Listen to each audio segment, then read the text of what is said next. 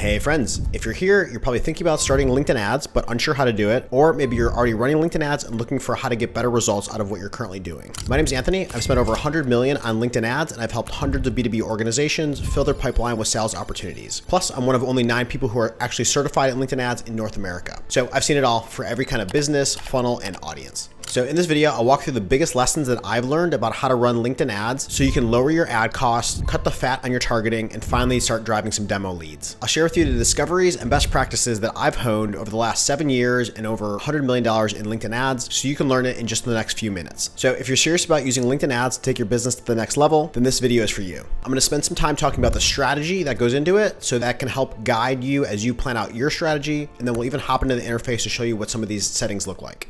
All right, so let's start with strategy. So as you think about approaching your campaigns, there's definitely some things you want to think about as you're planning out what ads you're going to run into what audience. So this graphic here shows what a full funnel strategy can look like. Every company's funnel is going to be a little bit different based on your offer and your audience. Really, it's thinking about how much demand is currently out there in the market. And if there's a lot of demand, you can go a lot more direct into the offers that you're offering. If there's low demand or low awareness for your brand, then you usually need to have more layers of campaigns that are running to educate people on who you are, what you do, and the value that you offer. So we're going to break down all these components more in depth in this video, but this at least starts you with the basic strategy to understand that at the top of the funnel here, we're going to be segmenting our personas into specific people that we want to be reaching and being very clear and direct about that. And then we're going to have different types of content that are going to be running to different people based on how far along in the journey they are and how much intent that they've showed with your business. Additionally, we're going to build in retargeting layers so that we're going to stay top of mind with people until they enter a buying window.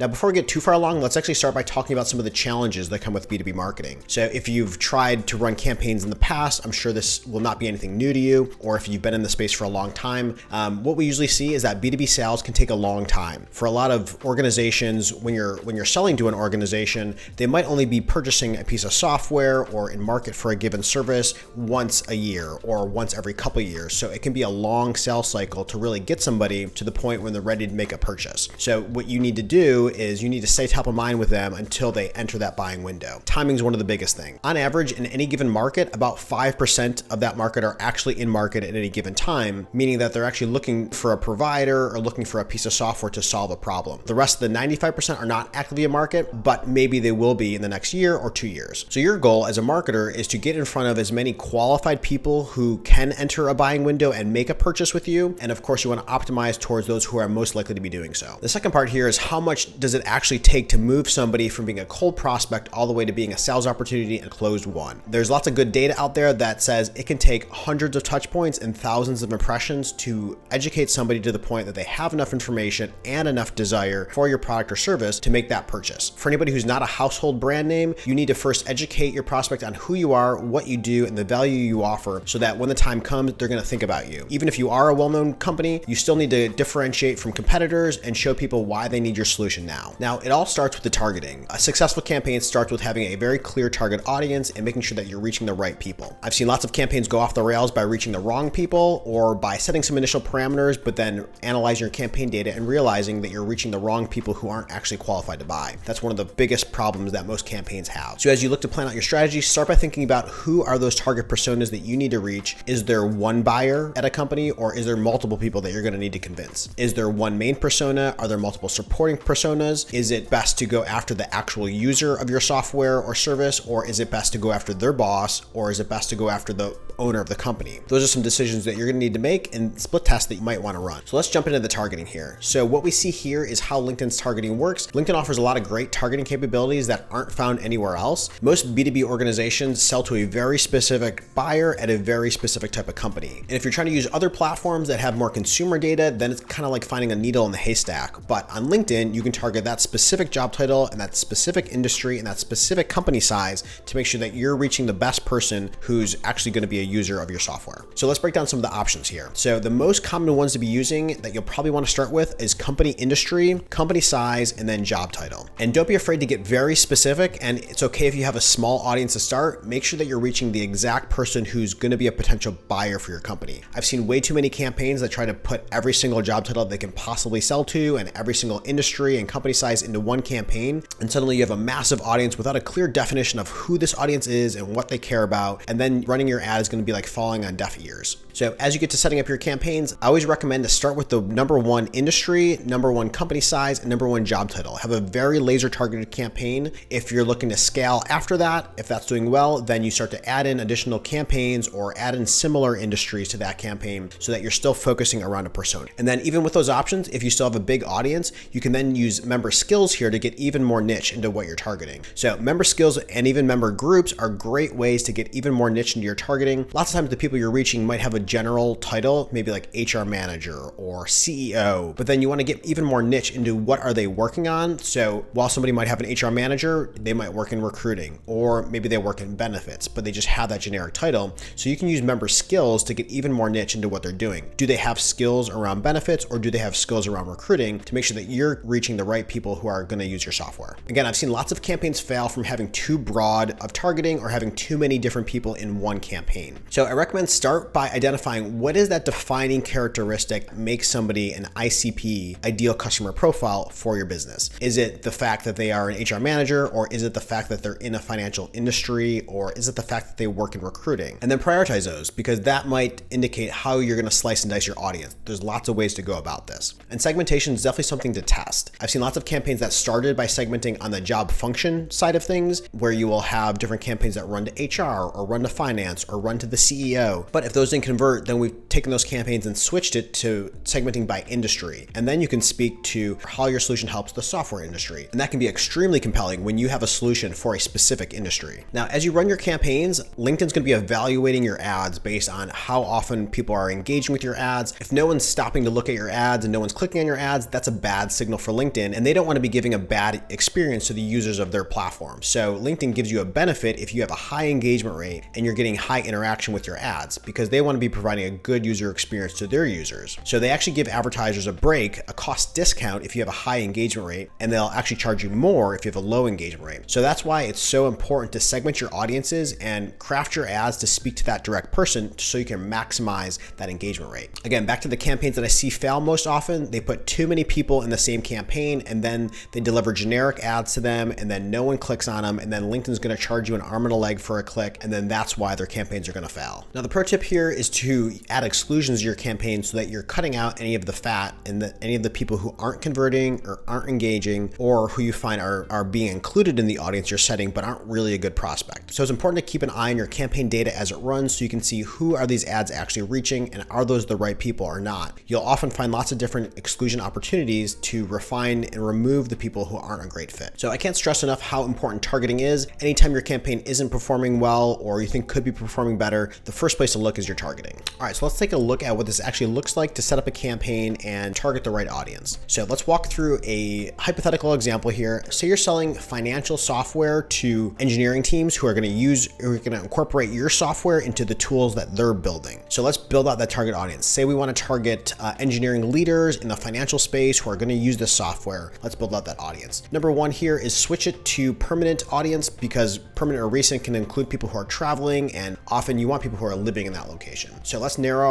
our audience to start. So let's start with the company level. So say we're going after companies in the financial industry who are going to use this financial software. I'm going to target that by that industry there. And then I can click narrow, and then I can click company size. Say, let's assume it's like mid-market companies who are going to be most likely to use my software. The enterprise ones are probably building them themselves. The startups probably don't have the money to buy my software. So let's go after mid-market companies. So I'm going to select 51 all the way up to 5,000. All right. And notice like LinkedIn's putting an or here. Be very mindful of the ors and ands that you see as you set up your campaign. Ors make your audience bigger, ands make it more narrow. So I'm going to click on this and make it an and, because I want financial services and this size. Now let's add the job titles. So I'm going to select job title and then engineering manager, head of engineering, VP engineering. Great, so these are some great titles here. Let me keep making these and, so I'm getting more narrow. Okay, now you can see this is actually a quite small audience. So maybe let's add some more job titles. Who else could be involved in this process? Maybe the senior engineers themselves. They have a say into the tools that they're using. Technology titles can be good too. People who are a VP of technology are planning out the technology strategy, and they're gonna choose the tools that their team uses. So let's do VP of technology, head of technology, do CTO. Developer is another common title. Lead is another title.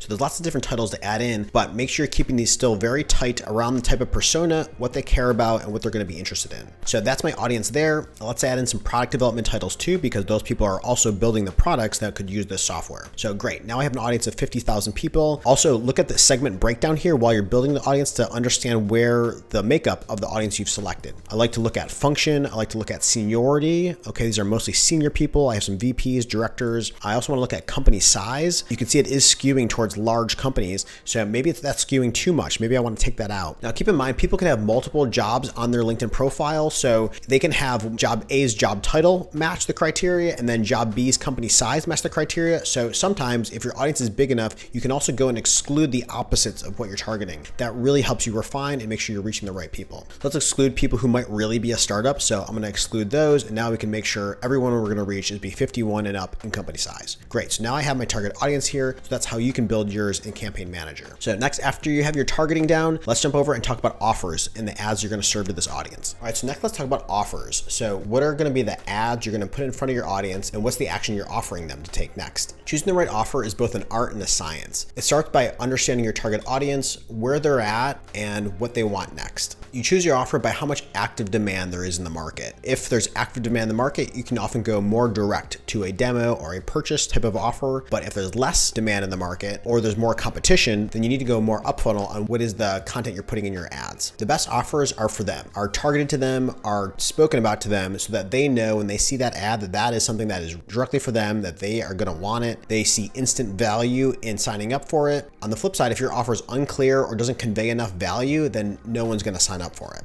I like to think about offers on the scale that you see here. So on the low barrier to entry side of the scale is content and ungated content, so that people can learn more about you and what you offer. You would direct them to a blog post or something on your website for them to learn more. And the more intent and demand there is, the more lower funnel you can go with your offer. So the more that somebody engages with your brand, then the more direct offer you can present to them next. So after somebody visits your website, maybe then you offer to sign them up for your newsletter. After somebody subscribes to your newsletter, then you offer them a report or a guide. After somebody consumes that, then maybe you jump right to the demo offer from there. I've seen markets where there's been lots of demand. For one example, there was a new industry regulation that everyone in the industry had to follow these new rules, and it was a little unclear as to how they would do it, and it was kind of a very manual process. It would take a long time. So this company released a new piece of software to help them do it. This software would help them automate it. It would show them how to do it the right way so that there was no problems. So it took care of this new requirement. So because it was a new requirement, there wasn't prior competitors. Everyone needed to do something to solve this. So there was lots of active demand in the market. We went direct to demo, and that performed the best because we wanted people just to sign up for the demo, see it in action, and then purchase from there. We didn't want to add any unnecessary steps in the process, given that there was so much demand. Offers are something to split test. Maybe you test, does the guide or report convert better, or does the demo convert better? And then what is my cost per conversion on that? At what percentage do those turn into opportunities, and at what percentage do those close into sales? So it's important to look at the full funnel so you can analyze those, so you can analyze your cost per sale for both a demo offer versus a newsletter offer or a guide or report. Now, the most important thing here is that your offer conveys value. I see so many companies lead with free demo or free consultation, but to a reader, that means that they need to set aside time in their calendar to show up for something and probably have to sit through a sales pitch just to find out a little bit of information that they want. So something that I work with a lot of companies on is how can you repackage your offer into something that is value forward, but the prospect understands that they're going to get something out of that offer. They're going to get something out of showing up to that call. That's going to make it more likely that someone's actually going to show up to the call and actually engage with your rep. So what we often do is take your free demo or your free consultation and repackage it into something that's value forward. So very often we'll think about free assessment or free analysis. And at the end of the day, it's a very similar type of call that you're going to have with your prospect. Your sales rep is probably asking a few questions either way, understanding your prospect and where they're at, and then probably providing a few bits of information so that they can showcase their expertise in the space, because they need to convince that buyer you're the best solution, and you got to do that somehow. You got to do that by showing off your expertise. So this is probably already happening in your sales calls. So package it up into an offer that you're going to make to somebody, and then they're going to see free assessment or free analysis. And that indicates that they're going to walk away from that sales call with some kind of value, some kind of takeaway that they can learn and take back to their company, whether or not they purchase your solution. Again, remember, in any given market, about 5% of that market is in market at any given time. So you might see on average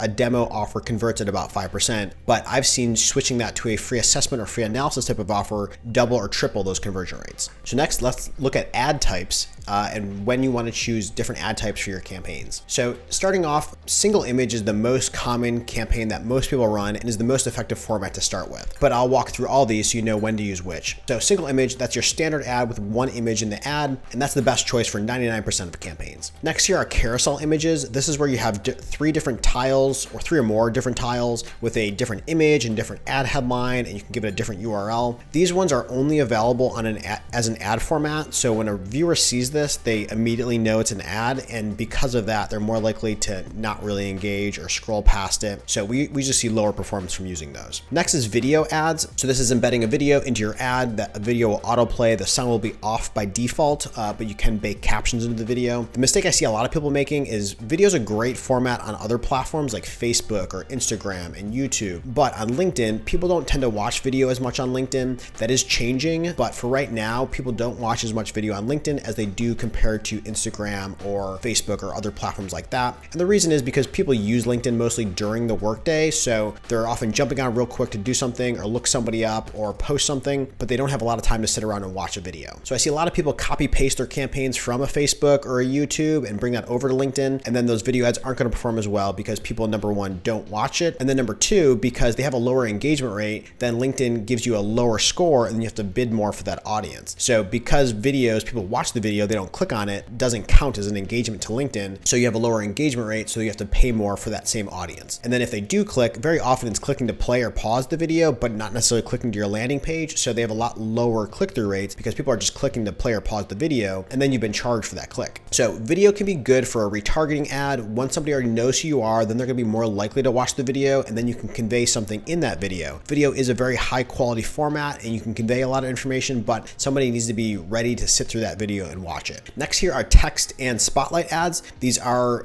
great for retargeting. Again, once somebody already knows who you are, text and spotlight ads are the little ads that show up on the right-hand side on LinkedIn. So these ads don't get a lot of clicks, but that can also be okay because you can deliver a lot of impressions for very cheaply. You only pay when somebody clicks on your ad, so it is a way to deliver a lot of impressions for very cheaply. And again, that's great for retargeting. Once somebody already knows who you are and what you do, then that's where a text and dynamic ad can be beneficial. Next are message and conversation ads. These are ads that are sent out and live in the prospect's inbox on LinkedIn, so it seems like it's a message that's being sent to somebody. These are great for invite style of ads. So when you do have a warm audience, you can then invite them to a demo. You can say, hey, I saw you were checking out our company. Did you get a demo yet? If not, click here and I'll be happy to walk you through it. So if you have warm traffic, you can reach out to them using a message ad and say, hey, did you get a demo yet? If not, I'd be happy to walk you through it and show you how this can benefit you. So let's look at some actual examples for these ads. On the left-hand side here, you can see a standard ad that will show up in the newsfeed. This is a single image ad. You have the image in the center here. You have your intro text above it, your headline below, and then a CTA button. That's kind of the standard ad. And again, that's the best choice for most people. Next here in the middle, we have a new, what we call thought leader ad on LinkedIn. And really this is just boosting a post from a person. You can see that this is one of my thought leader ads. All it does is inserts promoted by the company name here. And these ads are great because people will always engage with people more than they will companies. So these ads get 2 to 3 or more times engagement rate, allowing you to bid much cheaper and get much better costs on the platform. So LinkedIn's definitely notorious for having higher costs for this premium traffic. Thought leader ads and their super high engagement rates are one way to hack those costs and get lower costs out of the platform. And then finally on the right-hand side here, this is a visual of the text and dynamic ads.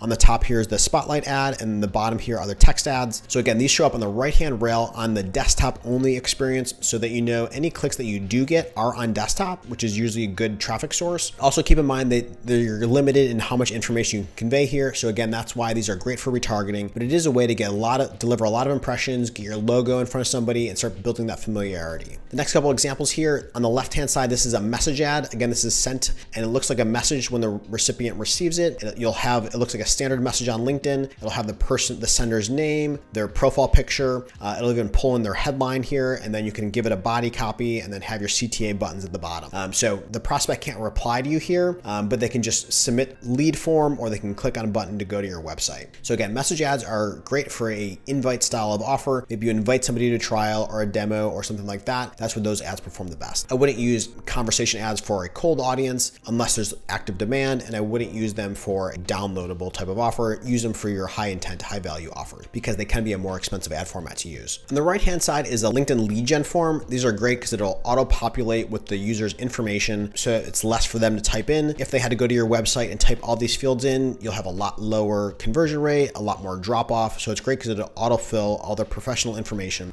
right from the profile. Lead gen forms are a heated debate in B2B marketing, whether you should use them or not. Do keep in mind that they have lower intent. They are very easy to submit, but then on the flip side, you also need to consider most people on LinkedIn are busy during the day. They're not likely to take the time to click on your demo ad, go to your website, read through your product or service, and then request a demo there. That experience very rarely happens. You have to keep in mind that people on LinkedIn are not in market. They're not actively searching you out. You're delivering a social ad that interrupts them in the middle of their day. So they're not going to take the time to click on your demo ad and go to your website and then spend all the time reading about your product or service after just one click. So use lead gen forms to capture interest from people and then follow up with them later. Enter them into your retargeting audience, send them an email, have sales reach out to them, and start the relationship that way. So lead gen forms are something to test. I recommend often starting with these because it removes a lot of variables. And then once you have these converting very well, then start to split test website opt-ins from there. But don't be afraid of using lead gen forms because it simplifies the process. It is more of like a request more info type of op, but I've seen lots of campaigns with zero conversions because they're trying to send all the traffic to their website to opt in there, and people are busy. They're just not going to take the time to go read everything on your website and sign up for your demo. So lower the barrier to entry by starting with lead forms. All right, next let's talk about ad creative and what makes a good ad. So there's a few different things that you want to think about when you're putting your ads together. There's definitely a format that works versus formats that don't work. So number one is you want your ad to be clear and direct on what it is you're offering and who you're offering it to. So even though LinkedIn has great targeting, so you can get very specific, sometimes there's still room for that audience to be broad in a certain way. Again, if you're targeting HR managers, there's lots of different things those HR managers could be doing. So call out what types of HR managers this is best for, call out the role so that they know it's for them. Sometimes they'll read an ad, but they don't really know if it's for them, so they might just scroll on by. So the way that I think about putting together an ad is number one, you want the visual to be very clear and direct, and that's what's going to grab their attention. And think about what's the main thing that somebody needs to see that either identifies them or identifies what your product or service is about. Using imagery of people in your ads is great to very quickly convey that. So in this example here, we have a salesperson. He has a headset on, meaning he's on a sales call, and then we show the interface here showing that it's a sales call and talking about competitive insight, which leads into the rest of what this ad talks about, close deals that your competitors can't. Overlaying text in your ad helps make it very clear what this ad is about. Without text, an image is just an image and can mean a million things. Without text, somebody might just think that this is a blog post thumbnail and they're going to click on that ad to go read a blog post. And then in your ad, you want to have a very clear CTA and make the next step very clear to your audience. And you'll want to repeat that CTA a couple times if possible. So here you can see we have get a demo in the image, and then the button says get a demo as well. Other things that help are emojis can help to draw the eye and differentiate different parts of copy. Note that LinkedIn limits it to 3 emojis. More than that, your ad will get rejected. So limit to 3 emojis, but use them tastefully when you can to help somebody's eye read through your ad. And then next, let's talk about video ads. So again, video ads are best as a retargeting ad once somebody already knows who you are and what you do. And then when you're thinking about putting your video together, having people, again, is the best way to engage the reader, engage the viewer into watching your video. A plain video that just has slides or that is just about an interface is less engaging to read, and we see much lower viewing rates from doing that. So overlaying the speaker's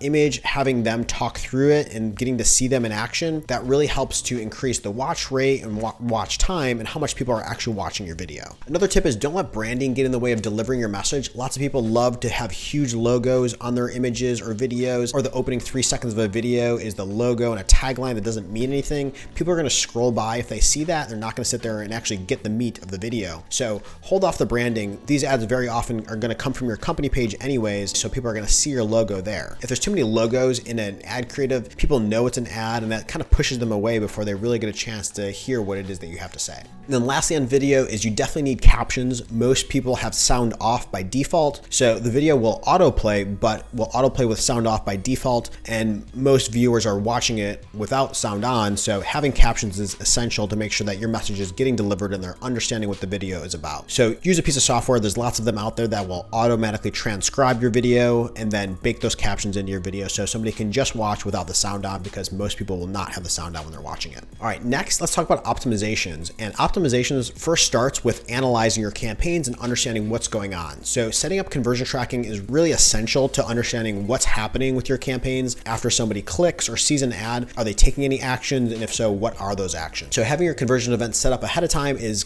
key. And then tracking those conversions to see what steps are people taking. So you can have conversions for a page view or a download or an opt-in, and think about how frequent those opt-ins are going to be. If you're already getting a lot of demo opt-ins, then maybe you just have that so you don't have too much noise from the other conversion events. But if your demo conversions are more fewer and far between, then start adding in those lower tier of conversions so that you can see the journey somebody is going on. Are people at least getting to the demo page? Are they even visiting your website? You'll want to track those so you can see how far along people are making in the funnel. So you can set up conversion events for all these different events in Campaign Manager. You can check out our other videos on how to do that. Number 2 is that ad fatigue and ad blindness is real. You can't just create your campaigns and launch them and set it and forget it. Once somebody sees an ad a couple times, then the third time they're going to be like, oh, I've already seen that ad. They're just going to scroll by. The same thing is if your creative is too similar to each other or your copy is too similar, again, they're going to assume they've already seen this and they're just going to scroll by. So ad blindness is real. Refreshing your ads every so often is important, and using new videos and using new visuals and new copy helps break that mold so that somebody assumes, oh, this is a new image I haven't seen before. I'm going to stop and I'm going to read this ad. And then as you're optimizing, the first thing you want to optimize for is consumption. Again, on LinkedIn, people are not actively searching you out at that point in time. So it's unlikely that they're going to click on that one ad and go request a demo right away. So you want to focus on consumption so that you're building awareness with that audience and getting them to the point to request a demo. So the first step is to optimize for consumption. LinkedIn's got some great new metrics in Campaign Manager, such as the average dwell time stat. So you can see, are people actually sitting there and reading your ad, or are they just scrolling by, or are they clicking too quickly? Those are all things to kind of keep in mind and monitor there. So you can see the dwell time stats here. I can see which one people are reading longer versus which ones they're not reading at all. And then once you have consumption and you are getting more traffic, then you want to start optimizing for conversion. Which ads and which campaigns are actually leading to demo conversions, and making sure that you're monitoring those. So keeping a close tabs on what's happening in your campaign and analyzing the data in Campaign Manager. I've seen too many accounts that have no conversion tracking going on, and then you have no visibility. Maybe your CRM has a couple contacts, but you don't know which one those came from. So having conversion tracking is so important. I've also seen lots of accounts that have run the same ads for over a year, and their audiences have seen that too many times that their engagement rates are so low, and now they have to bid so high in that traffic. So not a great experience, and that's really killing their performance. Now, if you have good tracking in place and you're using UTMs and you have conversion tracking, then the next step is to set up dashboards that compare your CRM sales data with your LinkedIn spend data so that you can understand your cost per purchase and your ROI of your campaigns. How many sales were driven? What was the revenue from those sales over how much was spent on those campaigns, to understand your ROAS so you can optimize your campaigns based on what is the highest returning campaign. You can see this chart here, how we compare win rates of different campaigns so we understand how highly that traffic is converting, along with how much revenue those campaigns drove, and then what was the return on ad spend from those specific campaigns. So then you can see on a campaign level which campaign is driving the highest return, the highest win rates, and then optimize towards that. I see so many people running campaigns and have no idea which are the ones that are actually leading to demos or actually leading to sales.